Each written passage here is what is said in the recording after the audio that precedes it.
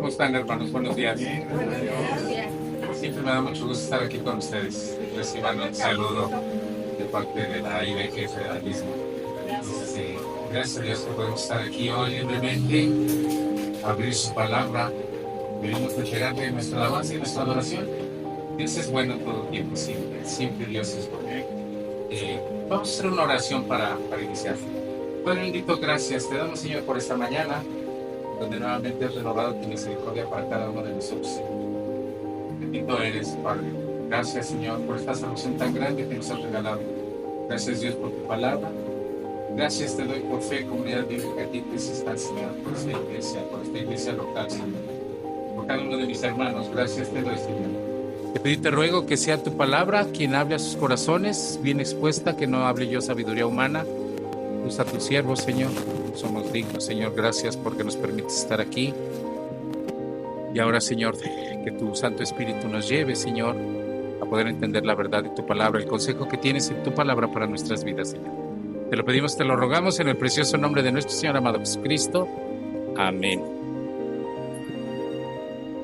Hoy tengo una historia para contarles, mis hermanos, y quisiera hacerles una advertencia. Que cualquier parecido con la realidad, no, y les reitero, no es una mera coincidencia. Les voy a pedir que hagamos un ejercicio de imaginación. Imaginen ustedes, por favor, que estamos reunidos como amigos cristianos, como hermanos en la fe, en una pequeña casa en Éfeso, alrededor del año 90 después de nuestro Señor Jesucristo. Es un tiempo difícil para esta comunidad. Hay confusión, hay desacuerdos y hay algunas enseñanzas nuevas que están causando problemas. En medio de todo esto llega una carta de un hombre llamado Juan, el apóstol Juan, el último de los 12 que aún vive. Todos en la sala saben quién era el apóstol Juan, lo conocían, habían escuchado de él. Él caminó con Jesús, estuvo durante su ministerio y él escuchó directamente de nuestro Señor Jesucristo. Y él es un testigo de primera mano de la vida y las enseñanzas de nuestro Dios. Llega esa carta a esta comunidad. Y cuando comienzas a leer la carta, lo primero que Juan te deja en claro es que él habla con autoridad. Y él te dice lo que era desde el principio, lo que hemos oído, lo que hemos visto con nuestros ojos, lo que hemos contemplado y palparon nuestras manos tocante al verbo de vida. Os anunciamos para que también vosotros tengáis comunión con nosotros. Eso lo leemos en la primera carta de Juan 1 al 3. Y esto te recuerda que no solo es una enseñanza que alguien inventó, sino que proviene directamente de alguien que conoció a nuestro Señor Jesucristo en persona, que convivió con él, que estuvo ahí con él, acompañándolo en su ministerio y acompañándolo también en la cruz del Calvario. Luego Juan quiere enfatizar algo y dice: Dios es luz y no hay obscuridad en él. Nos dice que si decimos que tenemos comunión con Dios, pero seguimos tú y yo viviendo en la oscuridad, es decir, en el pecado, estamos mintiendo. Es un llamado fuerte a tu vida y a mi vida, a tu corazón, para que tú y yo seamos auténticos, que seamos íntegros. La fe en Jesús no es de palabras, no es de oídas. Debe reflejarse en cómo tú y yo vivimos, aun cuando creamos que nadie nos está mirando. Aun cuando no haya alguien que vea tu comportamiento, tú debes de ser íntegro. También Juan es claro en otro aspecto que es fundamental. Dios es amor. Y esto es uno de los mensajes más poderosos de la carta. Dice que el amor es una marca que distingue a los verdaderos cristianos, a los verdaderos creyentes. Juan nos recuerda que si decimos que amamos a Dios, pero odiamos a nuestro hermano o hermana, somos mentirosos. Porque ¿cómo podemos amar a Dios, a quien no vemos, si no podemos amar a las personas que están a tu alrededor? Si tú volteas a tu derecha y volteas a tu izquierda o al frente, ves a tu hermano y no lo amas, es evidente lo que Juan dice al respecto. Pero Juan también nos advierte sobre los falsos maestros. Y en esa carta les dice que está muy preocupado por algunos que se han desviado de la enseñanza original de nuestro Señor Jesucristo. Algunos han empezado a decir que Jesús no vino realmente en carne, que solo parecía humano, pero no lo era realmente. Juan es contundente, esas enseñanzas son falsas. Insiste en que Jesús es tanto completamente Dios como tanto completamente hombre, 100% Dios, 100% hombre, y que cualquiera que niegue esta verdad no puede tener comunión con Dios. A medida que lees la carta, sientes que Juan quiere que tengas una relación profunda y segura con Dios. Y él dice, estas cosas os escribo para que no pequéis. Pero también añade rápidamente, y si alguno hubiera pecado, abogado tenemos para con el Padre, a Jesucristo el justo. Esto te da consuelo. ¿Por qué? Porque sabes que aunque la vida cristiana es un llamado a la santidad, también hay gracia y perdón cuando tú y yo fallamos. Juan también te recuerda que ser un hijo de Dios significa vivir de una manera diferente en este mundo. El mundo, dice Juan, está lleno de deseos egoístas, orgullo y cosas que pasan, pero el que hace la voluntad de Dios permanece para siempre. Y esta parte de la carta te anima a pensar en lo que realmente importa en la vida y a poner tu enfoque en las cosas que tienen valor eterno. Ahora, Juan no quiere que te sientas desamparado ante las enseñanzas falsas. Te dice que el Espíritu Santo, al que él llama la unción, está en ti y te enseña todas las cosas. ¿Recuerdan? El Espíritu Santo fue dejado para que nos redarguyera de justicia, de pecado y de juicio. Y esto te da confianza para discernir lo que es verdad y lo que es mentira. Y esto te recuerda que no estás solo en tu fe. El Espíritu Santo mora en ti y en mí si en verdad hemos nacido de nuevo. La carta termina con palabras llenas de cariño, de firmeza. Juan quiere que tengas la certeza de que tienes vida eterna en Jesús. Te anima a orar por los demás, especialmente por aquellos que han caído en el pecado. Termina con una advertencia final. Hijitos, guardaos de los ídolos, recordándote que nada debe ocupar el lugar de Dios en tu corazón. Al terminar de leer la carta, sientes que has escuchado de alguien que realmente entiende lo que significa seguir a Jesús. Juan no solo habla con autoridad, sino también con un profundo amor y preocupación por tu comunidad, por ti. Te deja con un sentido renovado de lo que significa caminar en la luz, de lo que significa amar a Dios y a los demás y mantenerte fiel a la verdad que ya ha sido recibida por ti. Esa es la historia que te quería contar. Ahora vamos a detallar la historia, vamos a profundizar en esta historia, vamos a buscar que Dios hable a tu corazón y a mi corazón, que su Santo Espíritu pueda llevarnos a hacer grandes y profundas reflexiones sobre quién somos tú y yo como creyentes. El apóstol Pablo nos pedía que permanentemente estuviéramos examinándonos, y Juan nos habla con esta carta y nos pide que veamos quiénes somos y dónde estamos parados en eso que decimos que tú y yo profesamos, que es la fe en nuestro Señor Jesucristo. La primera epístola de Juan fue escrita en un contexto donde la iglesia primitiva enfrentaba desafíos tanto externos como la persecución e internos como las herejías gnósticas y docetistas.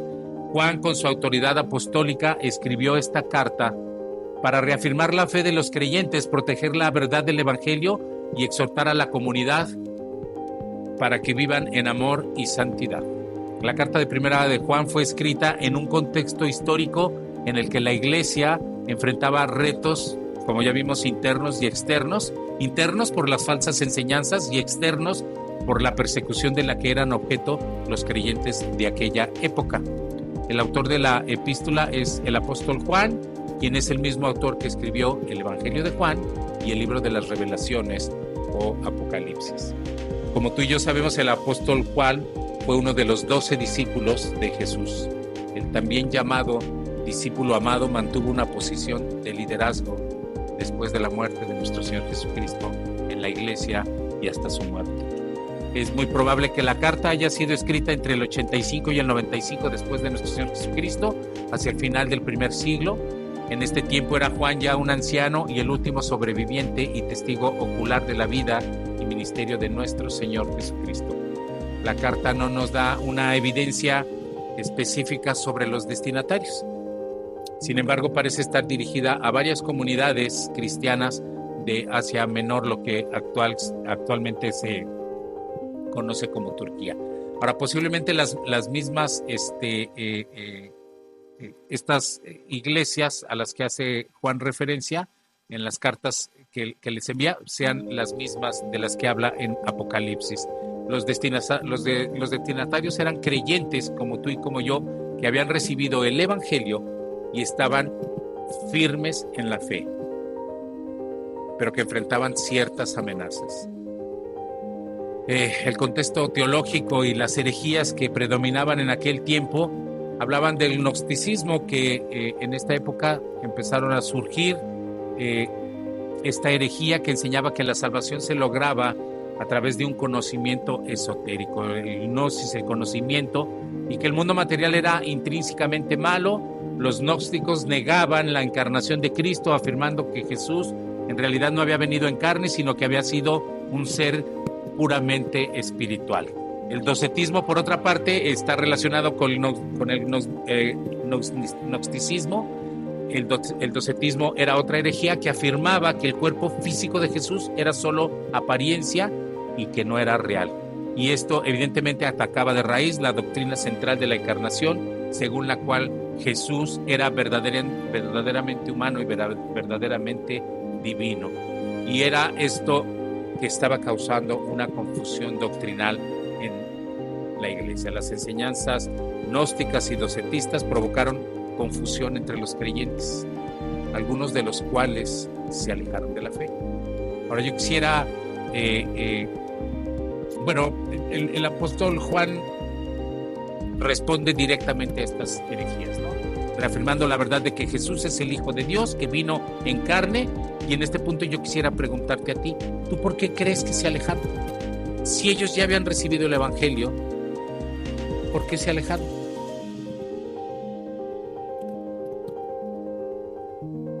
¿Por el pecado?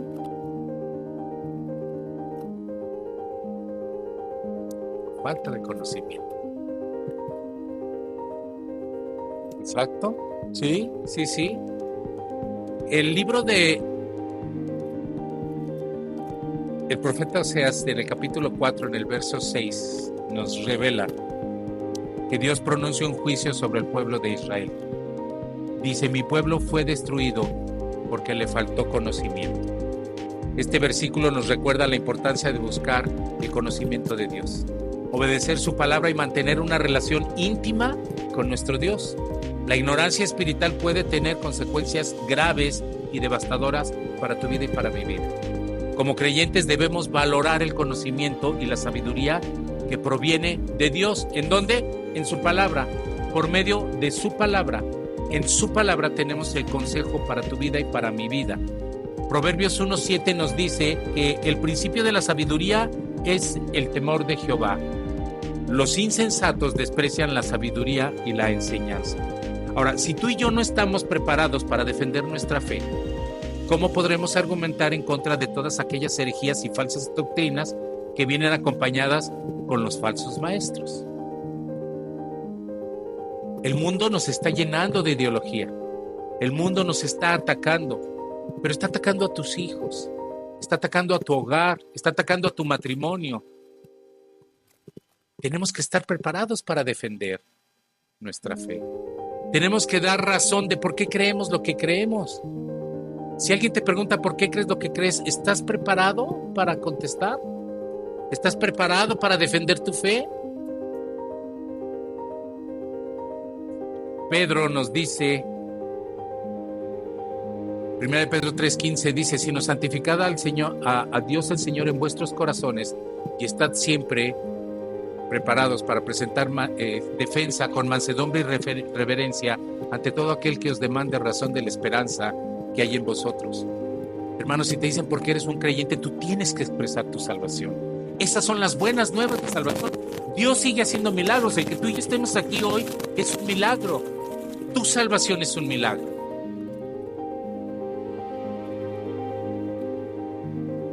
Continuando con la carta y con el contexto social y eclesial de la misma, ellos estaban batallando con la persecución.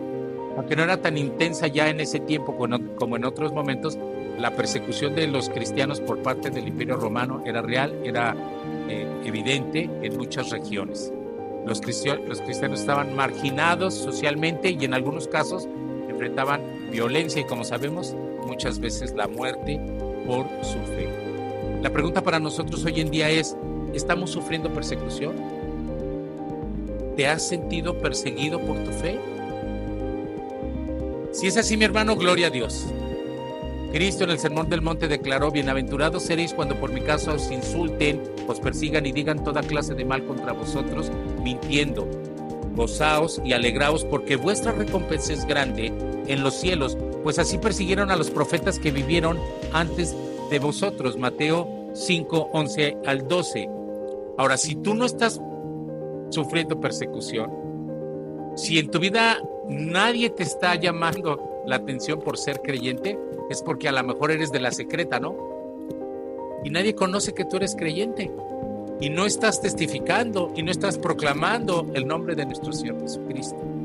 Eso es algo que nos debería llevar a reflexionar, ¿no? En la vida eclesial de la incipiente iglesia, estas comunidades cristianas a las que Juan escribe probablemente estaban en un proceso de consolidación, organización, de crecimiento. Y es en este contexto que el liderazgo de Juan, como uno de los últimos apóstoles vivos, era vital para mantener la unidad y la pureza doctrinal. La carta está dirigida en un tono pastoral, amoroso, pero también firme. Juan les está escribiendo en un estilo sencillo y directo, con frases cortas y siendo reiterativo. El apóstol Juan lo que está tratando es de ser claro en el mensaje que está tratando de transmitir y que forma la estructura de su carta. Él está haciendo hincapié en la enseñanza de tres elementos fundamentales e importantes realidades que podemos analizar si leemos la primera carta de Juan completamente. Dios es luz, eso es lo primero que Él nos revela, y esto lo vemos desde el primer capítulo, desde el versículo 5 hasta el 12 en el 29. También nos dice que Dios es amor, y esto lo vemos del 3.1 al 4.21, y termina diciéndonos que Dios es vida, en el capítulo 5 del 1 al 21. Ahora, los temas centrales de la carta incluyen, en su introducción, la afirmación de que Jesús vino en carne. Con eso les inicia él, y que Cristo es el Hijo de Dios. Primera de Juan 1, 5, 7 dice: lo que existía desde el principio, lo que hemos oído, lo que hemos visto con nuestros ojos, lo que hemos contemplado y lo que han palpado nuestras manos acerca del verbo de vida, pues la vida fue manifestada y nosotros la hemos visto y damos testimonio, y os anunciamos la vida eterna, la cual estaba con el Padre y se nos manifestó. Lo que hemos visto y oído os proclamamos también a vosotros, para que también vosotros tengáis comunión con nosotros. Y en verdad, nuestra comunión es con el Padre y con su Hijo Jesucristo. Os escribimos estas cosas para que nuestro gozo sea completo. Como ya vimos, Juan se presenta como un testigo ocular de la vida, muerte y resurrección de Jesucristo, lo cual le otorga una autoridad especial para abordar los problemas en la iglesia. Él resalta la importancia de la comunión con Dios, que se fundamenta en vivir en la luz, y es aquí precisamente donde Juan nos exhorta a ti y a mí a vivir en la luz, es decir, en la verdad y en la santidad reflejada en la palabra de Dios, en la instrucción de Dios para tu vida y para mi vida. Dios es luz. Versículo 5. Y este es el mensaje que hemos oído de Él, que os anunciamos: Dios es luz y en Él no hay tiniebla alguna. Si decimos que tenemos comunión con Él, pero andamos en tinieblas, mentimos y no practicamos la verdad.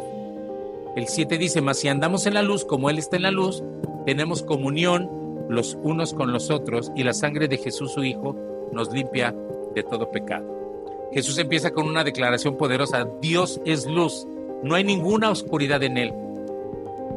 Queridos hermanos, la luz en la Biblia es el símbolo de pureza, de santidad, de verdad y de revelación. Decir que Dios es luz significa que Dios es completamente santo, completamente puro, completamente verdadero. En él no hay ningún rastro de maldad, pecado o de falsedad. Este versículo establece una distinción entre Dios y todo lo que es pecaminoso o corrupto. Y puesto que la oscuridad representa el pecado, el mal y la separación de Dios, al decir que en Dios no hay oscuridad alguna, Juan enfatiza que Dios es totalmente opuesto al pecado y que su naturaleza es inmaculada. Esto es, Dios es impecable, Dios es intachable. Gloria a Dios por eso, mis hermanos. Ahora, ¿qué significa para nosotros, para ti, para mí, que Dios sea luz? Su palabra nos dice que si decimos que tenemos comunión con Dios, pero caminamos en la oscuridad, es decir, si vivimos en el pecado, estamos mintiendo y no practicamos la verdad. Aquí caminar en la oscuridad implica vivir una vida de pecado sin arrepentimiento, lo cual es contradictorio con tener una verdadera relación con Dios. Luego viene el contraste que Juan nos dice en el verso 7 que nos muestra y dice: si caminamos en la luz como Dios está en la luz, tenemos comunión unos con otros y la sangre de Jesucristo nos limpia de todo pecado. En concreto, ¿qué significa caminar en la luz? En realidad no significa que seamos tú y yo perfectos. Nadie lo es, solo Dios es perfecto. Lo que sí significa es que tú y yo debemos de vivir de acuerdo con la verdad de Dios, de acuerdo con lo que Él nos dice en la instrucción por medio de su palabra para tu vida y para mi vida. ¿Cómo? Confesando nuestros pecados, esforzándonos por vivir en santidad. Ahora, aquí cabe la pregunta: ¿cómo tú y yo nos santificamos? Con la palabra. ¿Cómo más? Es continuo, ¿sí? Orando, memorizando, no dejando de congregarse como algunos tienen por costumbre, dice la palabra de Dios. Pero vamos a ser específicos. Vivir en santidad para un cristiano significa buscar una vida de obediencia y dedicación a Dios, siguiendo el ejemplo de nuestro Señor Jesucristo. La santidad se refiere a la separación de las cosas del mundo y la dedicación a las cosas de Dios. Tú y yo podemos santificarnos amando a Dios. Recuerda, mi hermano, el primer y gran mandamiento: y amarás al Señor tu Dios con todo tu corazón, con toda tu alma y con toda tu mente y con todas tus fuerzas. Esto es con todo tu ser. Dios quiere todo de nosotros. Y entonces santificarnos implica que tú y yo tenemos que conocer y amar a Dios. Debemos entender y creer los atributos de Dios, las promesas de Dios, apropiarlas y amarlo con todo el corazón. Te reitero nuevamente Proverbios 1:7. El principio de la sabiduría es el temor de Jehová. Los insensatos desprecian la sabiduría y la enseñanza. ¿Cómo más nos santificamos? Leyendo y aplicando lo que la palabra de Dios nos dice. Leer las Escrituras es entender su significado y aplicar sus enseñanzas a tu vida y a mi vida, a nuestro andar diario. Santiago 1:22 dice: mas sed hacedores de la palabra y no tan solamente oidores, engañándoos a vosotros mismos. ¿Cómo nos santificamos? En oración y en comunión, comunicándonos con Dios a través de la oración y buscar su guía y su fortaleza. Primera de Tesalonicenses 5, 16 y 18 nos dice: estad siempre gozosos, oren sin cesar, den gracias en todo, porque esta es la voluntad de Dios para ustedes en Cristo Jesús. ¿Cómo nos santificamos? Arrepintiéndonos, pidiendo perdón, reconociendo y arrepentirse del pecado y buscar el perdón de Dios y de los demás. Primera de Juan 1:9 dice: si confesamos nuestros pecados, Él es fiel y justo para perdonar nuestros pecados y para limpiarnos de toda maldad. ¿Cómo nos santificamos?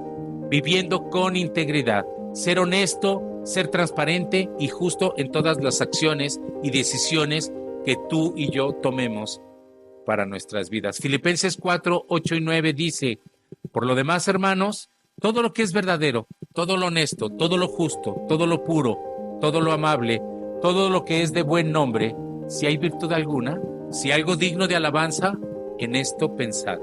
Lo que aprendisteis y recibisteis y oísteis y visteis en mí, esto haced, y el Dios de paz estará con vosotros. ¿Cómo nos santificamos? Amando y sirviendo a los demás.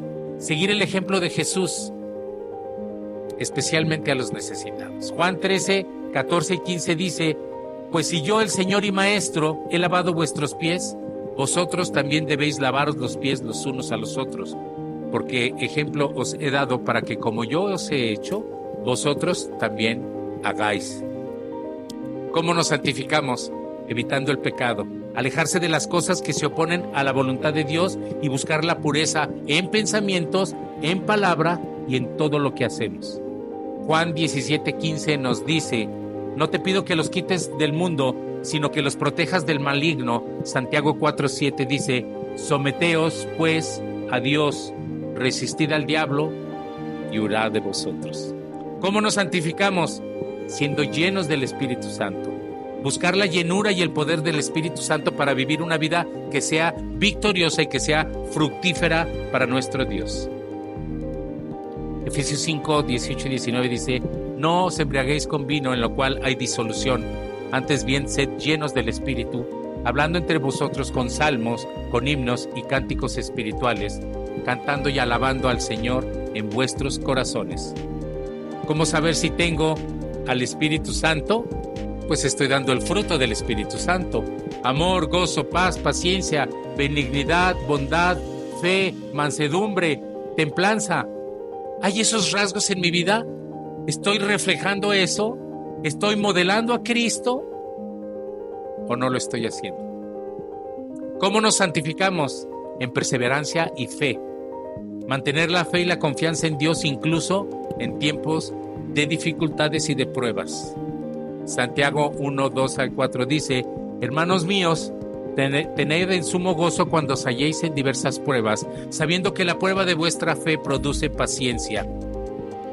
Mas tenga la paciencia su obra completa, para que seáis perfectos y cabales, sin que os falte cosa alguna. ¿Cómo nos santificamos?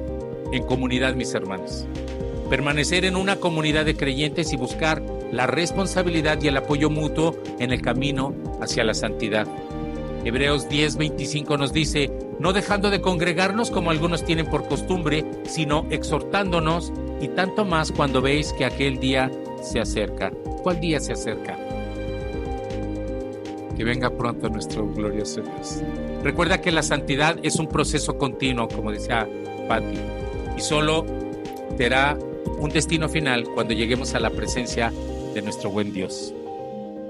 Ahora se trata de buscar esa santidad de forma progresiva, esa renovación de nuestro entendimiento que nos lleva cada día a ser más como Jesús y reflejar su carácter en nuestras vidas. Esta comunión en la luz nos une no solo con Dios, sino también con nuestros hermanos y con nuestras hermanas en la fe, en comunión, en nuestra iglesia local. Ahora, continuando con los objetivos de la carta de Juan, es que vemos que Juan les dice: Dios es amor. Amor incondicional de Dios. Primera de Juan 3, 1 al 2 dice: miren cuán gran amor nos ha otorgado el Padre, que seamos llamados hijos de Dios, y eso somos. Por esto el mundo no nos conoce, porque no lo conoció a Él. Amados, ahora somos hijos de Dios, y aún no se ha manifestado lo que habremos de ser, pero sabemos que cuando Cristo se manifieste, seremos semejantes a Él, porque lo veremos como Él es.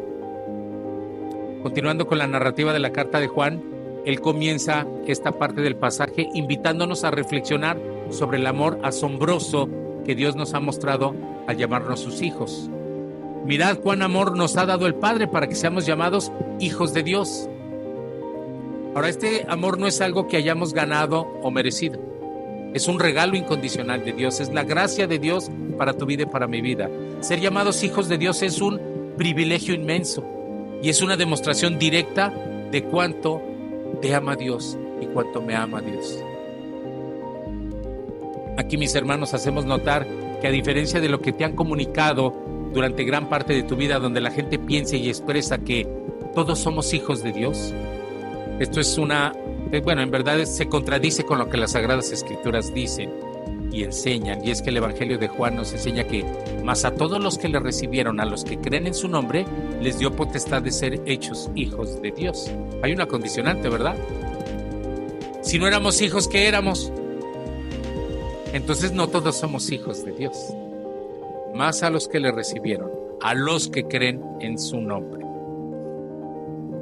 El amor de Dios no solo nos da una nueva identidad como sus hijos, sino que también nos transforma. Dios hace milagros con tu vida y con mi vida. No hay varita mágica, ¿eh? Tus problemas no se acaban de un día para otro, te lo garantizo. Al contrario, muy probablemente Dios tenga que darte una pulidita para que entonces tú estés dispuesto a entregarle todo eso que te estorba. ¿Sí?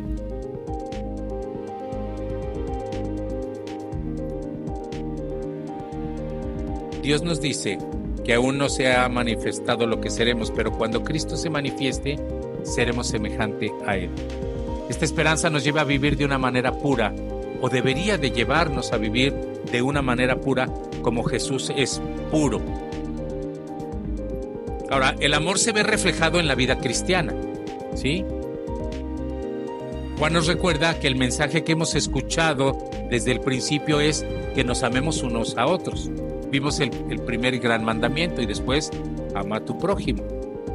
Para él, amar a los demás no es solo una opción, es una obligación que deriva directamente del amor que Dios nos ha mostrado. En ninguna circunstancia tú y yo deberíamos de ser como Caín, que permitió que la envidia y el odio lo llevaran a matar a su hermano Abel. En lugar de eso, el verdadero amor se muestra en nuestras acciones, en el trato con nuestros hermanos. Juan es muy claro y dice que el amor no se trata solo de palabras o de sentimientos superficiales. Y dice, hijitos, no amemos de palabra ni de lengua, sino de hecho y en verdad. El amor verdadero implica sacrificio y acción. Y el ejemplo más grande de esto es Jesús, quien entregó su vida por ti y por mí. Juan nos insta a mostrar este mismo tipo de amor desinteresado hacia nuestros hermanos y hermanas. Juan llega al corazón del mensaje del amor de Dios en el capítulo 4, donde declara abiertamente, Dios es amor. Aquí nos dice que el amor proviene de Dios y cualquiera que ama ha nacido de Dios y conoce a Dios. Esta afirmación nos muestra que el amor no es solo una cualidad de Dios, sino que es su misma esencia. Él es la fuente inagotable de amor. Y el amor de Dios se manifestó de la manera más poderosa cuando envió a su Hijo al mundo para que vivamos por medio de Él. Este acto definitivamente es la mayor demostración de amor que jamás se haya visto. Dios no nos amó porque fuésemos buenos o que mereciéramos su amor. Dios nos amó a pesar de nuestros pecados y envió a nuestro Señor Jesucristo como propiciación por nuestros pecados. Esto nos muestra que el amor verdadero es sacrificial y se da por el bien de otro. Ahora, Juan también nos lanza un reto y nos dice, si Dios nos ha amado de esta manera, también debemos amarnos los unos a los otros. 1 Juan 4:11. Nadie ha visto a Dios, pero si nos amamos unos a otros, Dios vive en nosotros y su amor se perfecciona en nosotros. Esto significa que el amor de Dios se hace visible en el mundo a través de nuestras vidas, cuando amamos a los demás, cuando demostramos que Dios está presente en nosotros. Dios usa los brazos de su iglesia para darle amor, para darte amor a ti. Cuando estás sufriendo, cuando estás en una pena, Dios te abraza por medio de tu pastor, por medio de la iglesia local, de esta comunidad.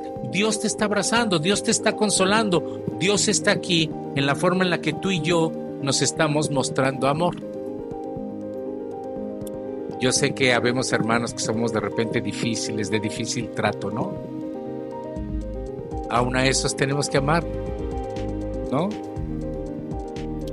Juan también nos dice que si alguien dice yo amo a Dios pero odia a su hermano, es un mentiroso.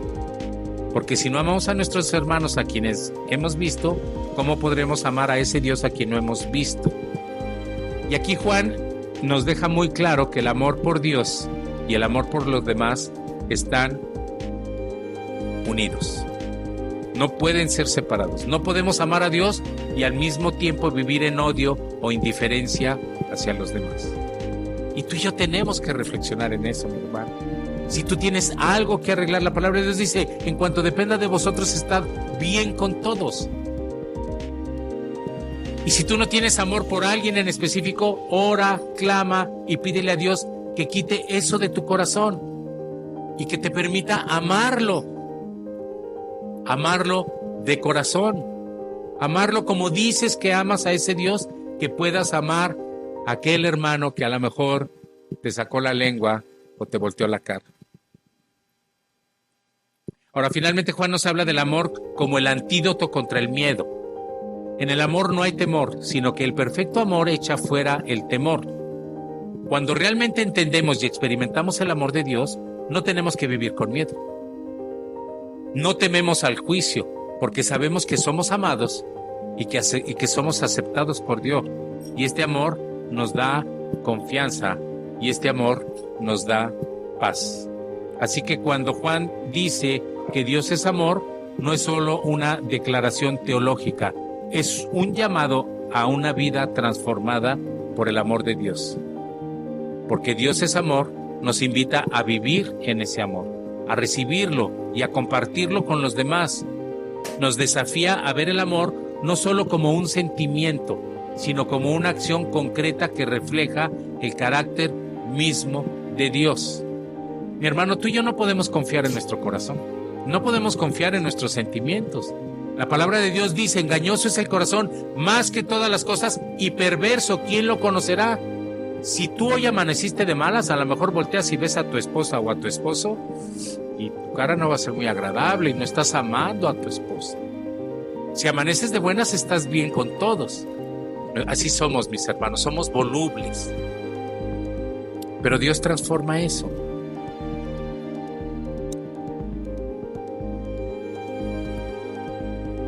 En resumen, según lo que hemos leído desde 1 de Juan 3:1 al 4:21, el amor no es solo lo que Dios hace, es quien Él es.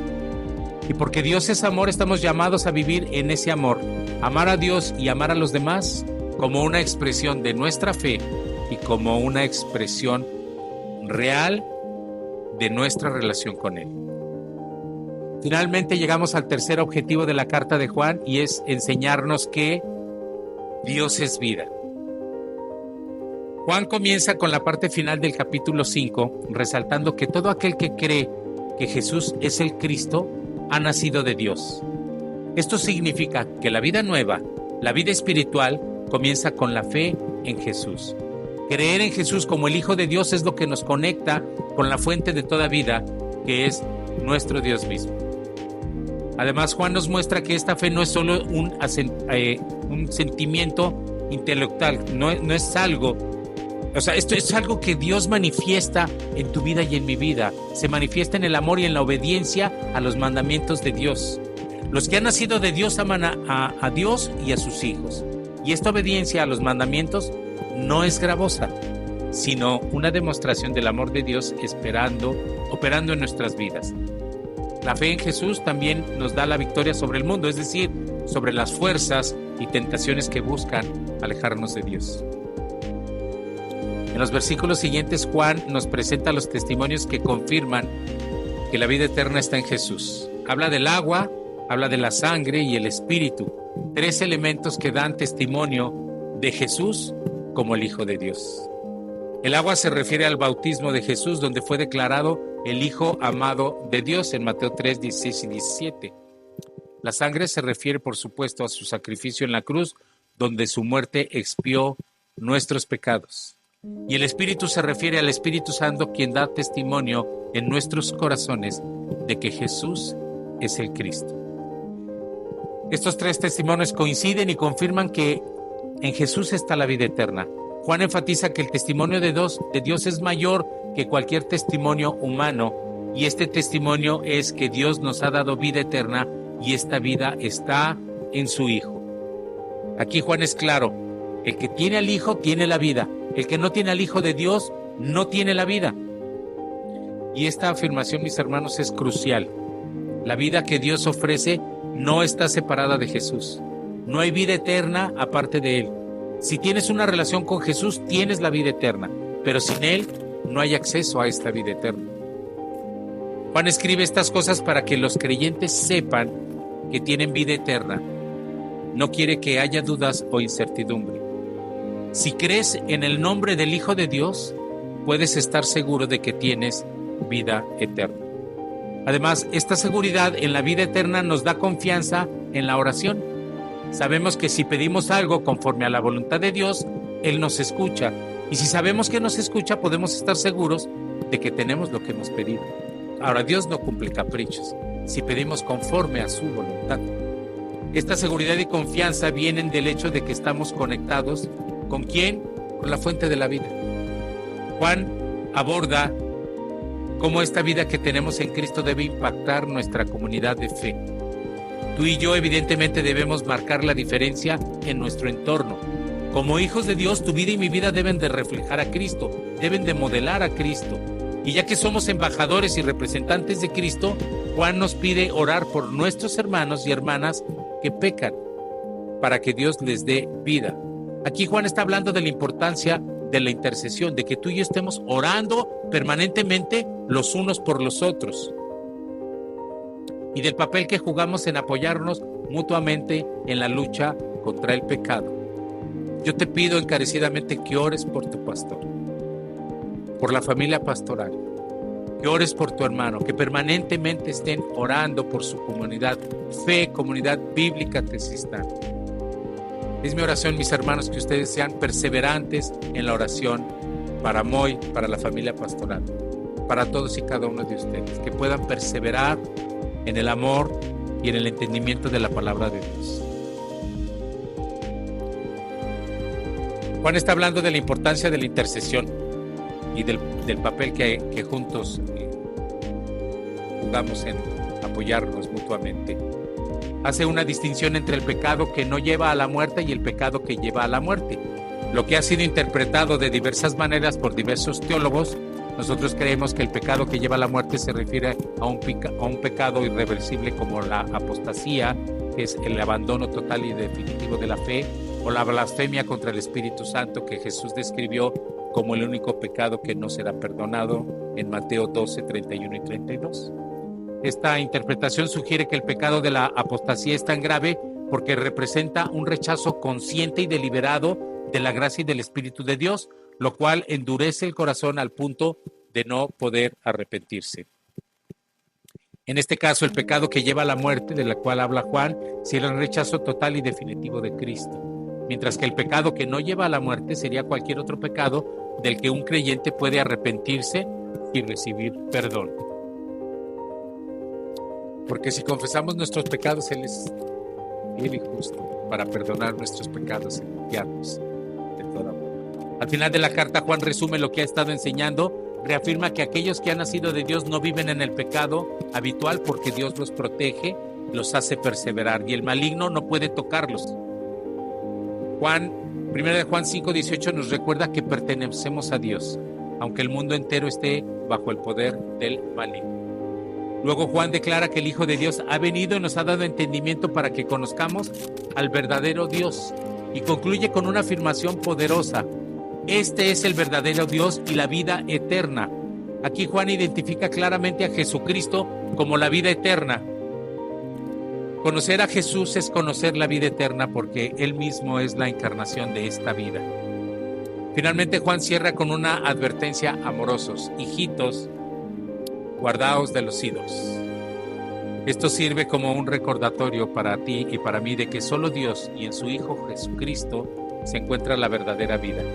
Cualquier otra cosa que tome lugar de Dios en nuestros corazones es un ídolo y nos aparta de la vida eterna que solo Él puede dar. Y esto puede ser cualquier cosa, mi hermano. Puede ser tu trabajo, puede ser el amor que le tienes a tu esposo, o a tu esposa, a tus hijos, a tus nietos. Puede ser cualquier cosa que anteponga tu relación y tu amor con Dios. Dios quiere todo de nosotros. Ahora, como nos hemos podido dar cuenta durante el proceso de esta narrativa que les he hecho, nos encontramos permanentemente con las buenas nuevas de salvación. Mi deseo es que vehementemente este mensaje quede grabado permanentemente en tu corazón y que no ignoremos lo que Dios ha estado haciendo.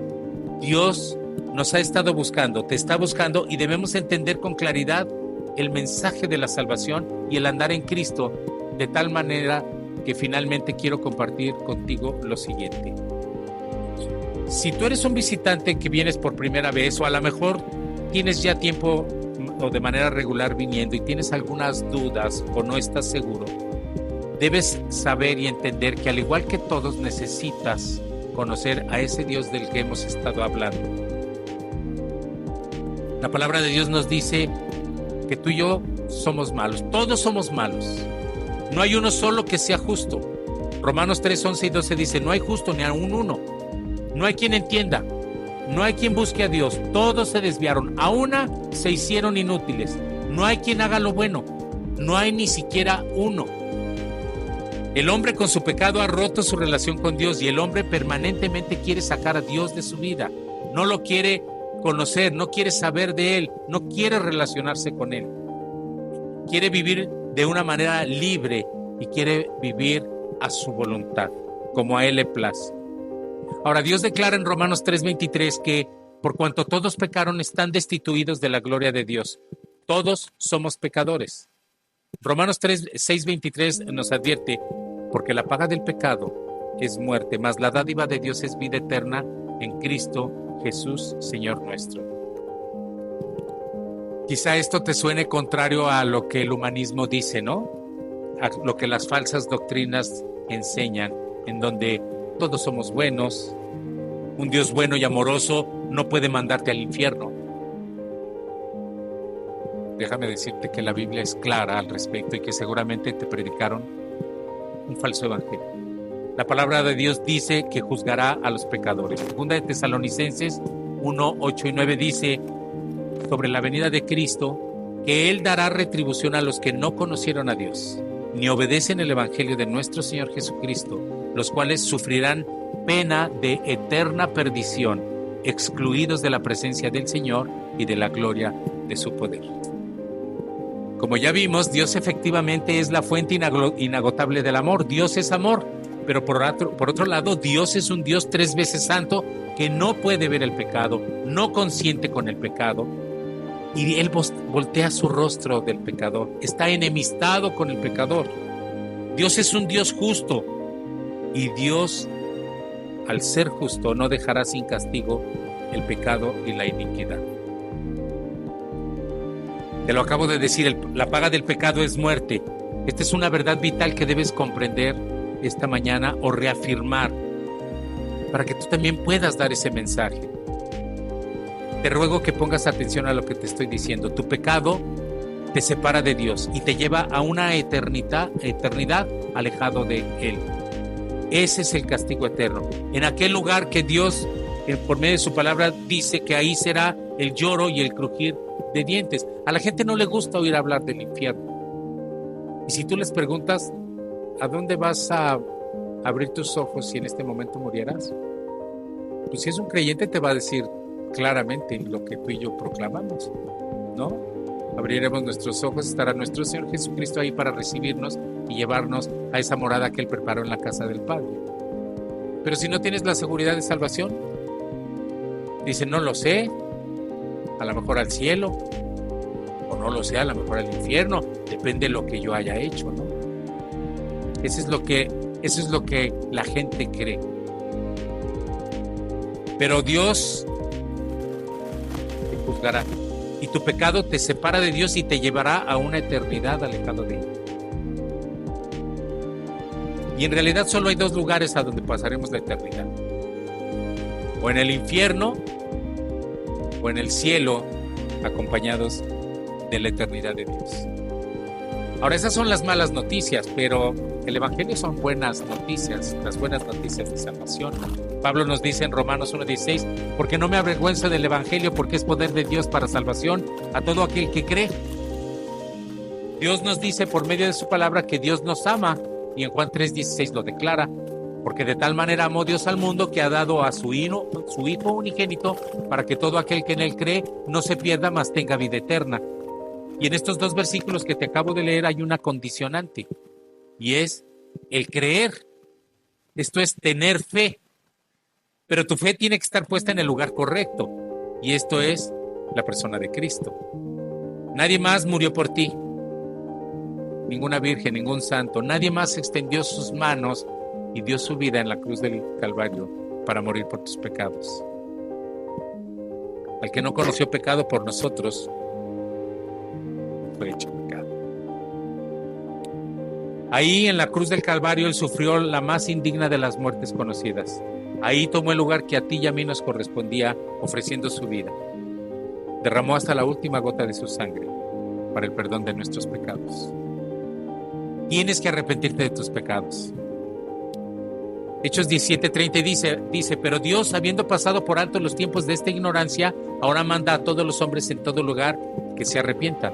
Debes ponerte a cuentas con Dios. Acude a los pies de tu Creador en arrepentimiento y fe, y no lo postergues. Pablo en 2 Corintios 6:12 dice, en tiempo aceptable te he oído, y en día de salvación te he socorrido. He aquí, hoy es el tiempo aceptable, he aquí ahora el día de salvación. Hoy es el día en que puedes aceptar el regalo inmerecido de Dios para tu vida, y no depende de cuán bueno eres, puesto que ya vimos que todos los hombres son pecadores. No hay nada que puedas hacer para ganarte la salvación, ya que esta es por la gracia de Dios. Efesios 2:8 y 9 nos dice, porque por gracia sois salvos por medio de la fe, y esto no es de vosotros, es don de Dios, no por obras, para que nadie se gloríe. En realidad no hay mucho que pensar, ¿verdad? Creo que el contraste es dramático y vital para entender qué es lo que hay que hacer. Así que si tú tienes alguna duda, dirígete con tu pastor Moy, dirígete conmigo, y estaremos gozosos de compartirte las buenas nuevas de salvación. Y si tú ya eres un hijo de Dios, si tú has nacido de nuevo, has sido hecho una nueva criatura, tienes que llevar este mensaje. No es una opción. Tenemos que cumplir con la gran comisión, ir a todo el mundo y predicar el Evangelio. La palabra de Dios dice, porque al que sabe hacer lo bueno y no lo hace, le es contado como pecado. Seamos diligentes en llevar la palabra de Dios. Es algo que la gente necesita. La gente está muriendo ahí en la calle sin Dios. La gente está sufriendo por su pecado. La gente está harta de su pecado y pide a gritos porque no entiende qué es lo que pasa. Tienen un vacío, un hueco en su corazón. Yo te confieso que antes de conocer a Dios, yo tenía un hueco en mi corazón. Pero gloria a Dios, porque Dios me rescató. Y Dios llenó ese hueco. Dios llenó mi vida. Dios salvó a mi familia. Dios me tiene aquí hoy predicándote, mostrándote lo que dice en su palabra. Todos somos embajadores. Hace rato mi hermana Fernanda oraba que fuéramos embajadores. Eso quiere decir apóstol, somos enviados. Tú y yo somos representantes de Cristo. Ahora, vimos durante todo el proceso de la carta cómo espera Juan que tú y yo nos comportemos como creyentes. Y tú y yo estamos como en una vitrina donde la gente dice, no que los cristianos no hacen esto, no que los cristianos no hacen lo otro. ¿Por qué? Porque están ahí para señalarnos, para que cuando tú y yo caigamos, ahí van a estar. Podrás durante toda tu vida estar orando, predicándole a una persona, y cuando tú caigas, cuando falles, todo se fue a la basura. Aunque quiero ser claro que la palabra de Dios nunca regresa vacía, pero nuestro testimonio, tu testimonio y mi testimonio es fundamental. Honremos, seamos unos embajadores de Dios, llevemos el Evangelio y compartamos las buenas nuevas de salvación. Vamos a orar, hermanos. Padre, gracias te damos, Señor, por esta mañana, por tu palabra, por quien tú eres, Señor, y por esta salvación tan grande que nos has regalado. Señor, queremos tener un corazón enseñable donde podamos aprender cada vez más de ti, Señor, donde podamos grabar en nuestra mente y en nuestro corazón tus verdades para poder llevarlas a todos aquellos que no te conocen, Señor. Sé tú obrando en la vida de cada uno de mis hermanos, Señor, para que podamos ser esos hombres y mujeres que te exaltan, que te glorifican con todo lo que hagamos, Señor. Y esto te lo pedimos y te lo rogamos en el precioso nombre de nuestro Señor y Salvador Jesucristo.